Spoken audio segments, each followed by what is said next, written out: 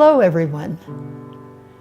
In what follows, I am going to take you on a tour of Western Colorado, sharing with you what my staff and I have learned about the hazards posed directly and indirectly to human health and the environment by natural gas production and delivery. I got involved when government incentives to explore and develop natural gas in 2002 led to a company announcing that it would be drilling for natural gas on the top of the Grand Mesa, one of the largest flat-topped mountains in the world, and what my county and other counties consider our watershed. At that time, natural gas operations had already increased significantly across the western half of the state, reflecting the administration's desire to become less dependent on foreign energy, and the administration announcing a moratorium on the use of federal environmental laws to regulate natural gas activity. Then there was another surge in natural gas activity after Congress passed the 2005 Energy Appropriations Bill with a clause that made official the administration's moratorium on the use of the Clean Water Act, the Safe Drinking Water Act, the Clean Air Act, CERCLA, the Superfund Act, and NEPA, the National Environmental Policy Act, to regulate the industry. Throughout my talk, I will use Colorado as a model for what you might want to think about as natural gas activity commences in your region. But keep in mind that our Western ecosystem is unique, just as the ecosystem where you live is unique, and modifications may be needed to best protect your health and those special features related to your life support systems, water, and air. Here you see natural gas wells on each side of the Colorado River, the source of water for over 30 million people downstream. You can also see the 4-lane west to east Interstate 70. This picture looks to the east, where you can see the haze over the mountains up towards Aspen. Out here, the weather moves from the southwest to the northeast under most conditions. And you should be thinking about the weather patterns that are specific for your area as we move through this talk. This picture was taken several miles downstream from the last picture, showing how gas activity spreads. You should be able to see the Colorado River in the bottom left and right-hand corners of the picture, with I-70 as well. Here, there is approximately one well pad on every 35 or 40 acres. Today, in Colorado, as in Wyoming, you can find one well pad on every 10 acres. And if you look closely, you will see that each well pad has an open evaporation pit, something that the state of New York, for instance, does not allow because the evaporation rate there is so low. In most instances, when gas comes up from the ground, it comes up wet. And for the production life of the well, that water has to be removed and put somewhere. Here in the west, it ends up in an open pit or a holding tank above or below ground. Tanks that have to be emptied on a regular basis for the life of the well.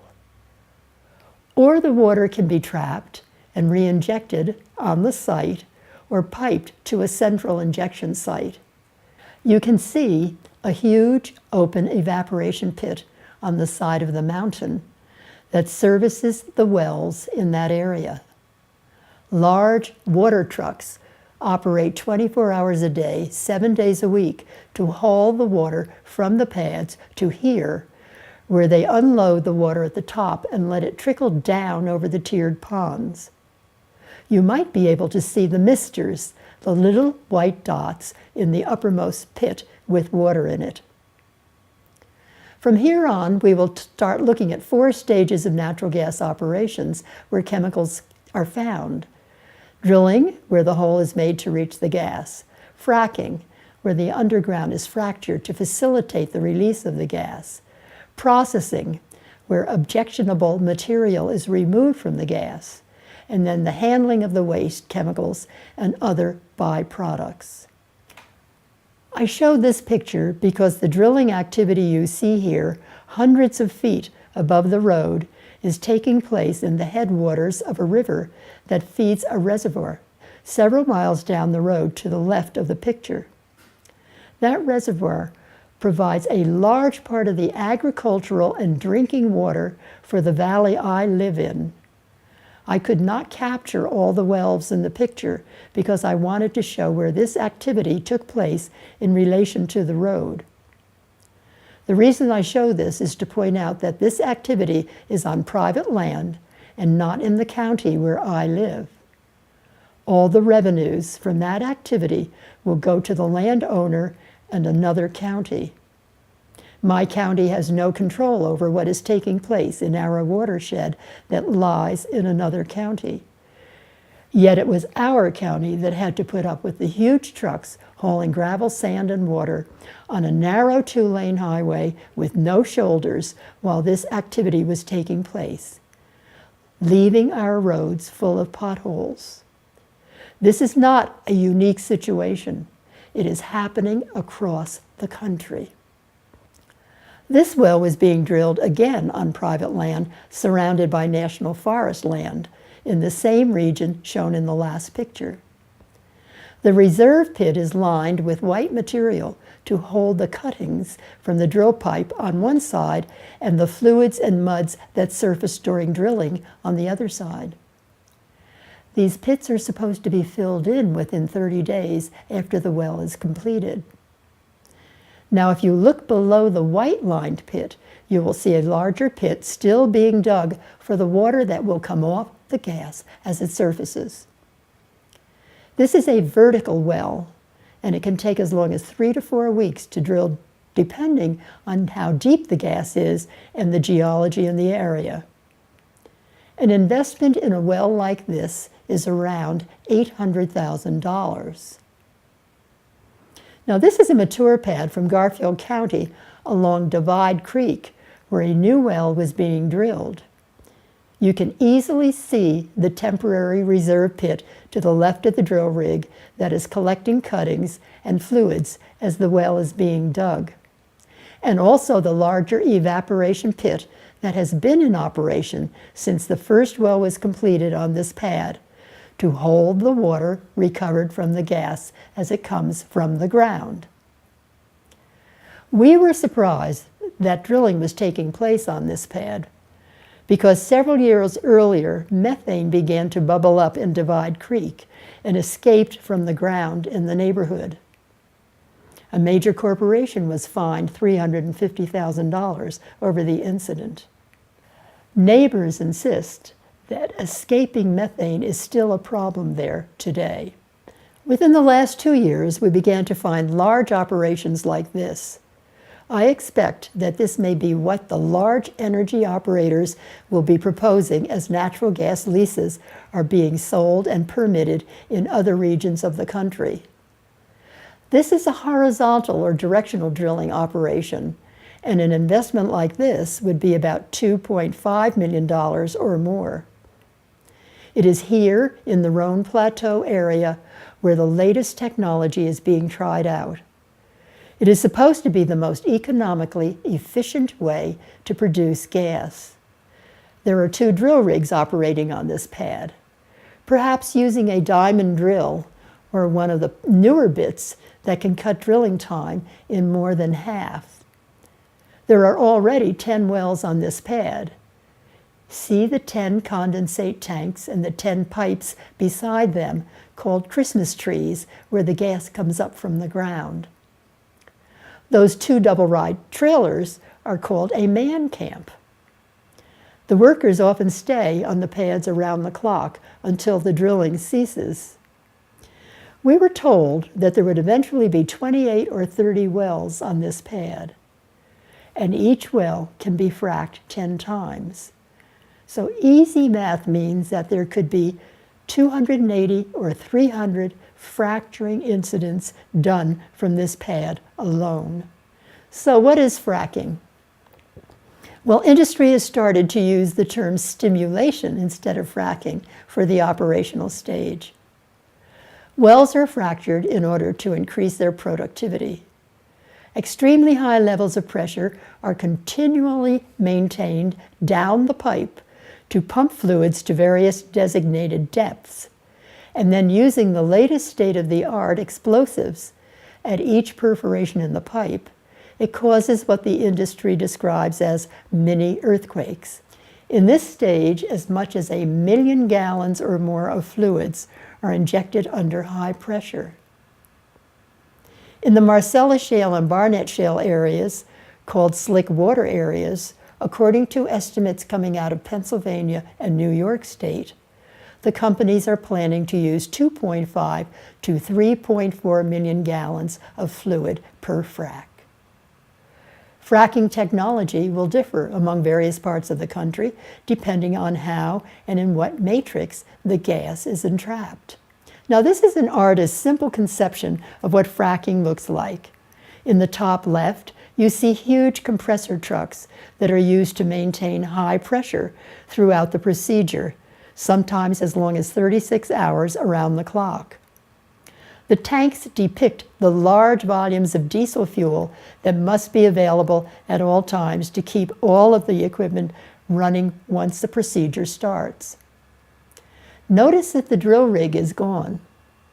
To the right, try to picture dozens of fracking tanks which hold the fluids to be injected underground. These are on wheels with lots of fittings for pipes and hoses as large as a train car with vents on top. The tanks also serve as receptacles for the fracking fluids when they come back up to the surface as the compressors shut down and the pressure drops and the procedure comes to an end.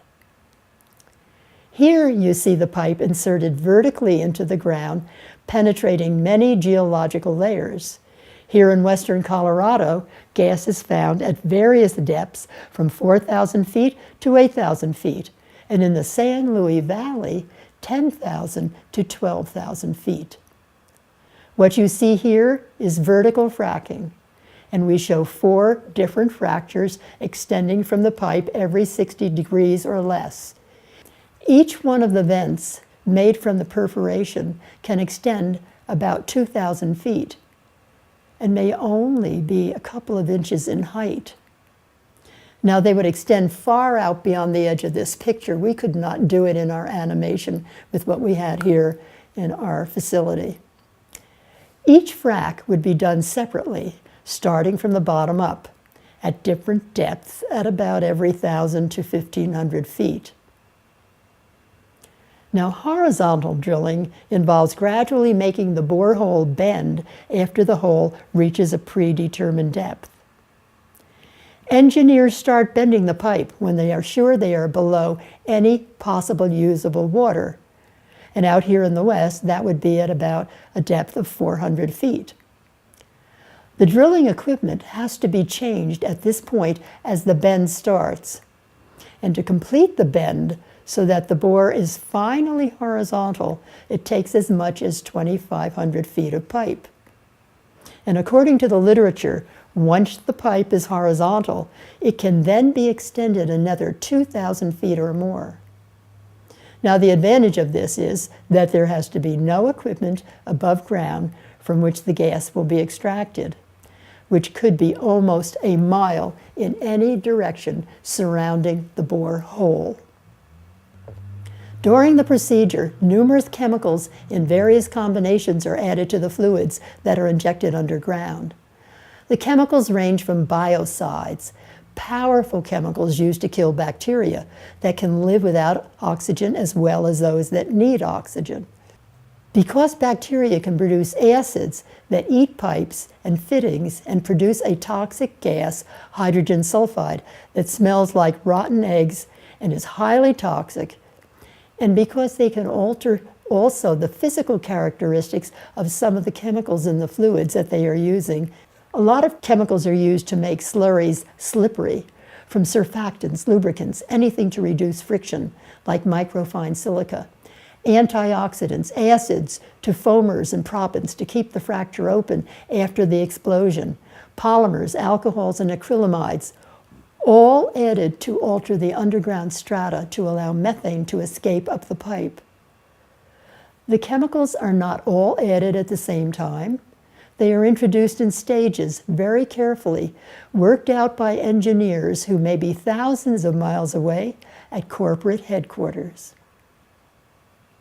Like drilling, it's a noisy operation with compressors running, lit up at night as if it were daytime, and can go on for 36 hours or more. If you live nearby, you might be able to feel your house jiggle at each explosive event. Large diesel trucks are needed for many purposes, like dump trucks ready to mix in sand. You will see dump trucks and fracking tanks atilt. They need the tanks to hold the fluids for the frac and later collect the fluids that come back up to the surface after compression stops. There are lots of pipes, lots of hoses. With smaller operations, there are 42-gallon drums of chemicals sitting around on backs of trucks with chemicals ready to be mixed into the slurry. Estimates range from about 20% to 80% of the fluids injected underground during fracking are recovered. But so far, we have not been able to find a publication where actual volumes were measured or ingredients analyzed and quantified. The recovered water can be re-injected on site or hauled off to be re-injected at a central site, or in the West, at times put in open evaporation pits. No fluids were recovered from those wells I showed you up the valley from my home. Now here is an actual fracking going on. And I've gone back to this picture because it gives me the opportunity to introduce the fact that water is not the only life support system at risk in producing natural gas. Air quality is also at risk. Up until 3 years ago, air quality got little attention in the gas fields. Little consideration had been given to the amount of diesel that is burned to produce natural gas. When you add up the exhaust from the labor force's diesel trucks and the corporate trucks and huge machinery needed to extract the gas, the exhaust begins to reach very high levels that contain NOx, nitrogen oxides, as well as volatile organic compounds, for short, called VOCs. When the nitrogen oxide, the NOxes and the VOCs float up into the air in presence of sunlight, they produce what is called ground-level ozone. It is now apparent that stationary and mobile equipment required to produce and deliver natural gas can cause an urban-like smog problem rich in ozone, and especially in areas of high production.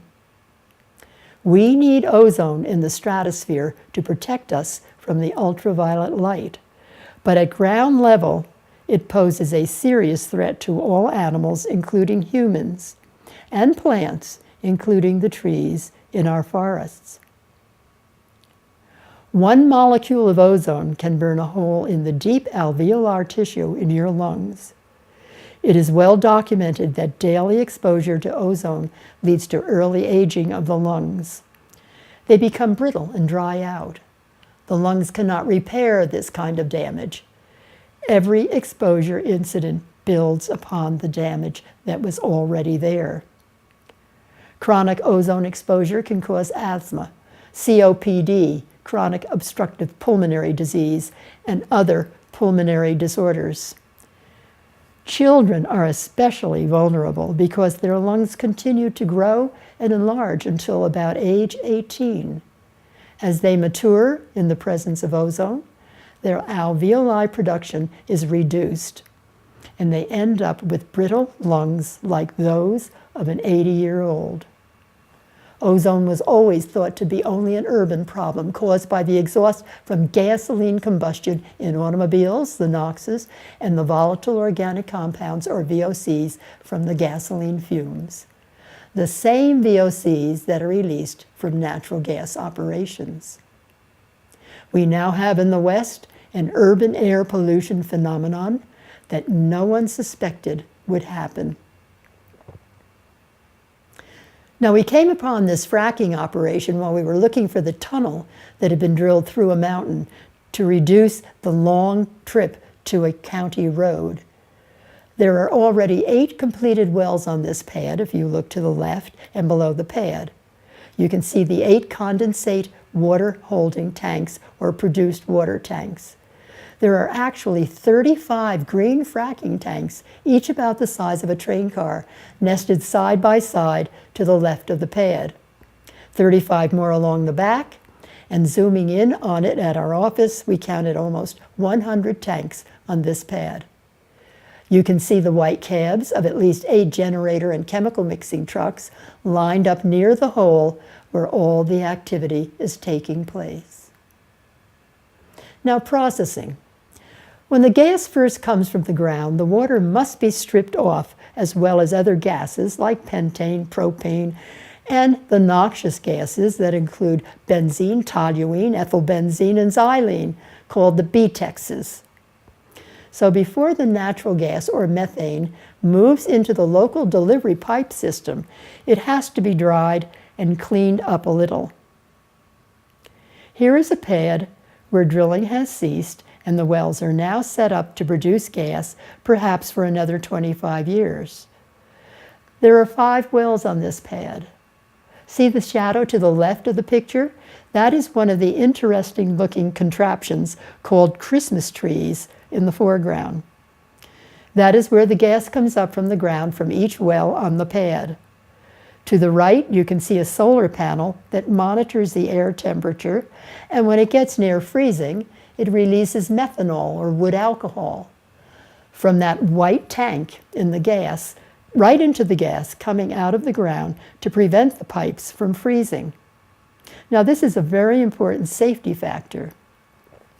To the left and to the back, you can see the separator unit with 5 glycol dehydrators. Now, as the gas comes up out of the ground, it is passed through a liquid in the separator column called ethylene glycol. When that ethylene glycol gets saturated with water, then it is heated, and the water is evaporated off to condense into the tanks that I will show you in a minute. Those noxious gases I mentioned, such as BTEX, and I'll mention them once more, benzene, ethylbenzene, toluene, and xylene, are allowed to vent off here. The orange arrow points at a pipe for flaring off those gases when the pressure gets high enough. And it is important to keep in mind that throughout all the processes you have seen so far, a great deal of natural gas is escaping as well. And natural gas, or methane, is a far more powerful greenhouse gas than carbon dioxide. Now, here are the 5 holding tanks. Sorry, the way we took this picture, you cannot see all of them. These tanks are supposed to be bermed so that if 75% of the fluid in the tank were to leak, all of it would be contained on the site. And for the life of this pad, as long as it keeps producing gas, water trucks will have to come and haul off the condensate. Now, what you see on this pad is called stationary equipment. The vehicles that service stationary units are referred to as mobile equipment. And air pollution comes now from both stationary and mobile sources. This is a compressor unit, one of many needed along pipelines to keep the gas at a high enough pressure so that there is no backflow from the main delivery lines. Here you see 2 separate columns and no holding tanks. Since no one could be found here to talk with, we can only speculate that this is one of the new units where produced water is being stored in an underground tank, or perhaps being piped to a deep well injection site that was recently built in this area. In order to get the gas from the primary delivery system into the large long-distance system that is run at 400 pounds per square inch, this unit has to be producing at 500 pounds per square inch. The generators moving those huge fans are located inside the building, and they are producing NOx, the nitrogen oxides, and high levels of BTEX and other heavy volatiles. There is technology available today to build these as closed systems, capturing as much as 95% of the VOCs that would come off. The original capital outlay is a little high, but for the amount of gas that the new systems capture, the new units are paying off in 3 to 5 years. Gas has to be polished once more before it enters the interstate commercial delivery lines. Here you see a picture of a refinery in southwestern Colorado that releases huge volumes of foul-smelling nitrogen and sulfur-based volatile compounds. Because gas production is so high in this region of the state, British Petroleum built another refinery just up the road several miles, which we could not see from the road while we were there. This plant takes water out of the local river to wash the gas after the noxious substances have been removed. So in your planning, you need to take into consideration where a unit like this will be needed. Your organizations should be alert and watch for notices of intent to build one of these units in your area. And for economic purposes, they will most likely be built near a major pipeline. Waste fluids and sludge are handled in a number of ways. The following pictures are shown only to demonstrate that huge volumes of water must be dealt with in the production of natural gas. And in the West, we can count on evaporation. In the more humid areas of the country, that will not work. This is the evaporation pit for the wash water from the refinery I just showed you.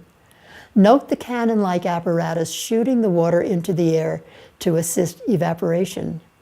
And note how the berm around this pond is beginning to erode. Pits like this service large numbers of wells, usually for one operator. Look closely and you should be able to see the red cab on the water truck unloading. A unit like this is another source for the release of nitrogen oxides, diesel, and VOCs. We could see no netting over these pits. This facility accepted truckloads of fluids from small developers and wildcatters from a radius of about 50 miles or more. No sampling or accounting for the chemicals in the incoming fluids took place at this unit or any other disposable units that we've looked into. When the pits dry out and become sludge, the residue is then land farmed. It is disked into the soil and supposed to be biodegradable. However, the biocides used during drilling and fracking would undoubtedly make the land incapable of producing much vegetation and certainly allow no biodegradation. Quite a few of the products on our Colorado list contain silica, which when it dries will readily blow about as dust. Silica dust can cause silicosis, a serious lung disorder that can lead to a rapid and lethal form of lung cancer. And also, fine dust particles increase the smog or haze effect of ozone.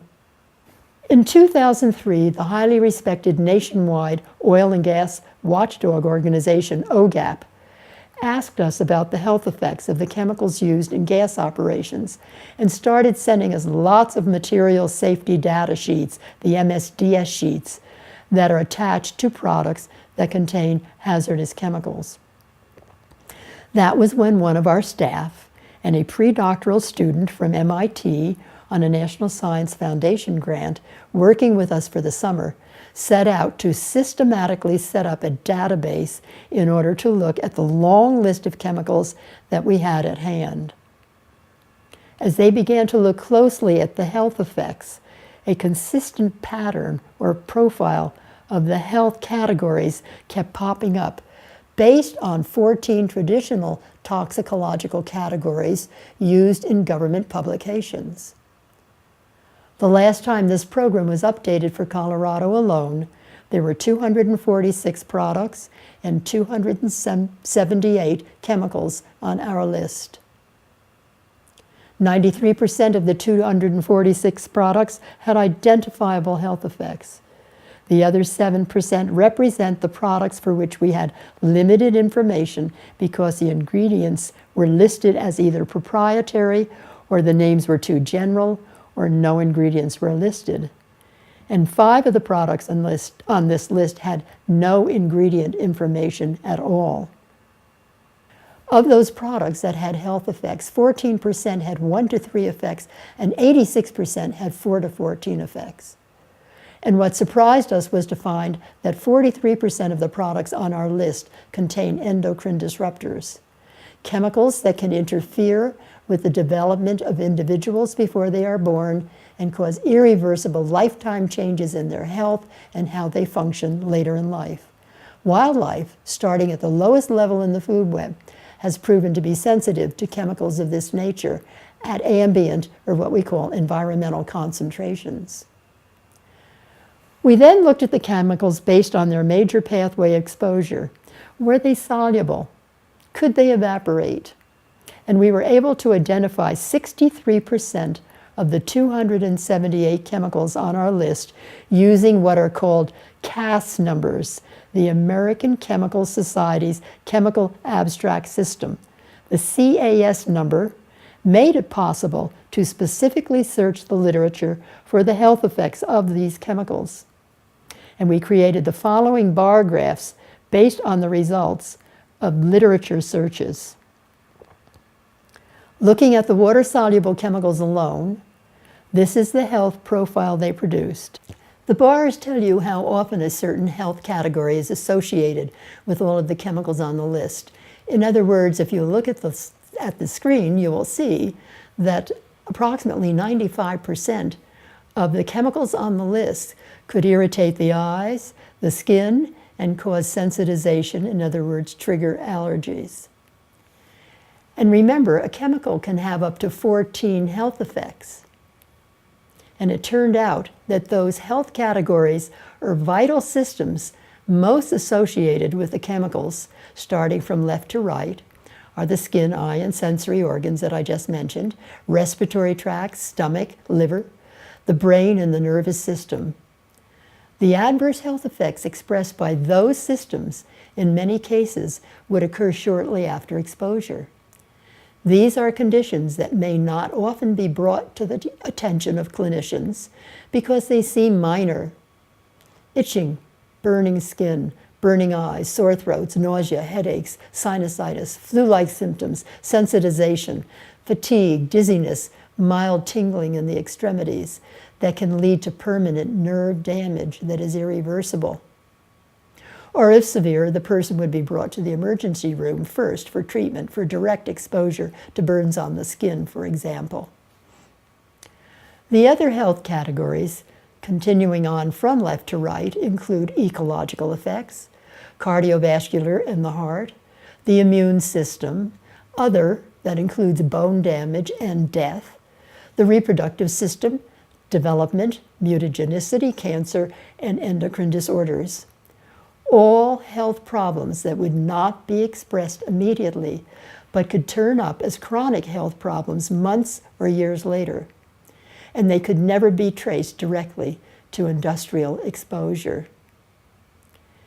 And here you see the profile associated with the identifiable volatile compounds that is almost the same, but with greater frequency and more chemicals are linked with the chronic long-term disorders. It is important to point out here where cancer lies on the graph. This analysis reveals that 38% of the chemicals can cause cancer, compared to 78% of the chemicals that can cause brain and nervous system damage. Maybe we should be more interested in these other health effects to the left when determining the health risks caused by the chemicals used in this industry. This is a picture of one of the corporate 400-bed man camps to house the gas field workers to make sure they have enough people to work around the clock. Men are being flown into Colorado from Canada to work for 4 weeks, 12 hours on and 12 hours off around the clock, and never leave the gas patch until they fly back to Canada for 2 weeks off, and then back to Colorado again. Local laborers generally work 12-hour shifts as well, and men coming off their ships are exhausted. They complain of severe headaches and have other complaints matching some of what I mentioned earlier. Now, for a long time, we believed what the developers were telling us, that drilling muds are benign, that they are safe, until we got an urgent request to see if we had any information about 40 products used in Wyoming during drilling. There had been a serious blowout during a routine drilling operation in Wyoming, and this was a new well where the drillers got to a depth of 8,000 feet and something went wrong with the casing near the surface. And at an extremely high pressure, the well began to blow out. There were 2 major cracks at the surface from which the muds and gases flew up into the air, and ooze came out of the road cuts and ran down the county road. It took 57 hours to get under control. Now, this was adjacent to a housing development, and it was not surprising to hear that the people living in the area had to be evacuated using respirators and stay away from their homes for days because of the noxious fumes. This graph shows what we were able to learn about the chemicals spilled when a fracking mixing chemical truck was involved in an accident in Garfield County, Colorado, on one of those narrow 2-lane county roads. The truck heading to a fracking operation spilled 318 gallons of material that contained 4 products. According to the MSDS sheets, there were 15 different chemicals involved. Here you can see how they fell out by health category. The column on the farthest left in this case covers ecological effects. They all would have had an effect on the environment in some way or another, like the fish, invertebrates, and plants. And here you see the profile for the volatiles, and here you see the profiles for the water-soluble chemicals. All 4 were associated with all the health categories we show here. We were sent the test results from 6 New Mexico evaporation pits that are scheduled to be shut down in the near future. The health effects of the 51 chemicals and metals that were detected produced a health pattern even more hazardous than the patterns of the chemicals found in our spreadsheets for the state of New Mexico. In addition, some of the chemicals were found at extremely high concentrations, well above New Mexico and federal safety levels. But only 8 chemicals detected in the pits matched the chemicals used in New Mexico.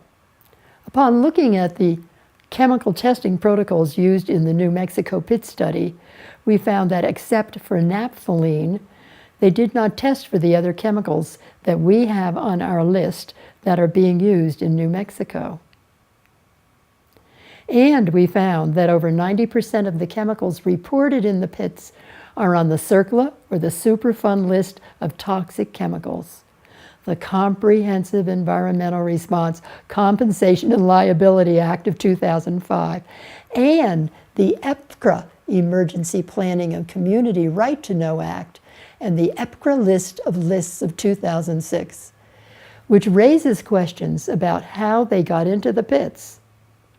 Now keep in mind that of all the products on our list for all states, we know nothing about the composition for almost 40% of them, and only know the full composition for a little more than 10% of them. Now let's get away from the pits and go back up into the mountains for a minute. It is a rare day in the West anymore when we can take a picture without a blue haze destroying the vistas. Here you see the high country where gas development is encroaching on our beautiful forests and mountain meadows in a major western watershed. Recently, scientists at NOAA reported wintertime ozone in the Wyoming, Jonah, Pinedale, anticline gas fields rising to more than 140 parts per billion. 2 years ago, Pinedale and the Jackson Hole area hit 155 parts per billion. At that time, they had to shut down the ski areas and actually close the schools and not let children go outside in that area. That was twice, more than twice, the compliance level that EPA has established for ozone, which is 75 parts per billion. And even at 75 parts per billion, EPA scientists admit that any increment in parts per billion above 40 parts per billion, you can begin to see measurable health effects among our children, among the newborn, and among the aged. Our Rocky Mountain forests lie right in the path of the air pollutants from gas and oil development to the west and could easily be caught in an ozone plume. Ozone plumes can extend over 200 miles. Like the alveoli in our lungs, the stomata in leaves on deciduous trees and needles on conifers suffer ozone burn. This leads to reduced growth rates, increased susceptibility to disease, and early death, have all been blamed on ozone in evergreen forests, commercial tree species to fruit trees, food and forage crops, hay and alfalfa, starting at 50 parts per billion. These recent readings were more than double that. The trees in our mountain forests in the west are the keepers of our water. They make it possible for us to have water year-round. Not only does ozone pose a direct threat to human health, it also poses a covert threat to our already marginal freshwater supply in the west by weakening the trees. But we know now that wherever natural gas operations are going to commence or increase, air pollution must be treated as seriously as water pollution. Downwind effects on agriculture and those living in rural areas must now be taken into consideration. We need to know a lot more. Products must be labeled with a complete formulation along with the quantity or concentration of every chemical used in the product. And most important, identification of the fluids that are used to fill the product containers to the brim. The source and quality of all water used to fracture must be accounted for, as well as the formulation or how much of each product is used in the fracking fluids. Dangerous chemicals are being mixed in large quantities in the gas fields by people who have no idea what they are using. Even the bosses have no idea what is being used. Yet they will stand by the company's mantra that the chemicals are safe. The amount of fluids injected and recovered during fracking should be public information. Data should be made public about the chemical composition of what is in pits, on the well pads, and also in the offside waste disposal areas. From a life support system perspective in the West, we better find out how much of the water being taken from the Colorado River drainage basin to produce natural gas is being returned to the Colorado River system. Will this affect the Colorado River Compact commitments to the states downstream? This applies to all river drainages across the country, even in areas of high precipitation as in the east. As the size and intensity of natural gas extraction increased over the past decade, so have the numbers and the amounts of chemicals increased, putting air and water resources and more people at risk. And from a public health perspective, the time has come for full disclosure. Realistic, comprehensive water monitoring programs must be set up that include numerous downslope sites miles away at outcroppings, watering holes, springs, creeks, and domestic wells where chemicals injected underground might eventually surface. Although it is too late already in some areas, baseline monitoring of water quality and ozone should commence immediately in all other areas where activity is going to start. No matter where the activity is taking place geographically, someone should be charged with quantifying both agricultural and drinking water depletion, and especially in light of climate change. Now, our information reveals not only immediate but chronic and latent hazards are posed to human and wildlife health from chemical contaminants being introduced in our watersheds, but also an emerging threat to our air that will not go away until the gas fields shut down and the stationary and mobile sources associated with processing and delivering gas are no longer in operation. This generally is not discussed when the impacts of gas production are under consideration. We must think in terms of prevention. Thank you for listening. Without the support of these organizations and people, we would not have been able to bring you this presentation. And for the list of chemicals being used, go to TEDx's website, www.endocrinedisruption.org, and look at our natural gas program. We will be updating it regularly, and you can learn more about fracking fluids there. And most important, while you are at our site, go to the Endocrine Disruption Program and look at the fossil fuel connection.